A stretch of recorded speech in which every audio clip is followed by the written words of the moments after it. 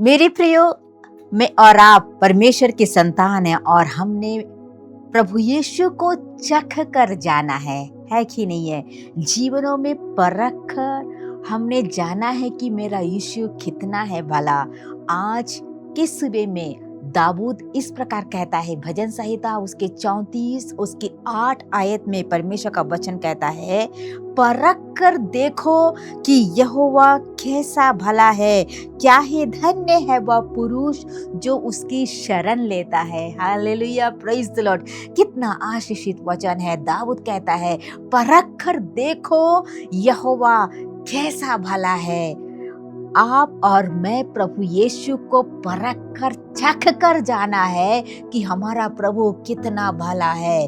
प्रतिकूल परिस्थितियां, जब परिस्थितियां पूरी विपरीत थी मेरे प्रियो, बहुत ही खतरनाक अवस्थाओं में, बहुत ही विपरीत अवस्थाओं में जब हम अकेले पड़ गए थे, जब उस जगह में, उस परिस्थिति में हम एक ऐसी अवस्थाओं में थे, उस समय परमेश्वर हमारे लिए एक सामर्थ्य के काम किए हैं। वो हमारे लिए एक दृढ़ गढ़ बना है, क्योंकि हम उसकी शरण में आते हैं। हम परमेश्वर के पास में रहने वाले परमेश्वर की संतान है। जो उसकी शरण में आता है वो परमेश्वर के आशीषित और ब्लेस्ड संतान है। जीवन में हमने उसे परख कर जाना है, हमने प्रभु यीशु को छक के जाना है। इसलिए आने वाले आंधियों से, आने वाले जो भी परेशानियों से हमारे जीवनों में डरने की आवश्यकता नहीं है। हमें पता है जीवनों में रोग हो,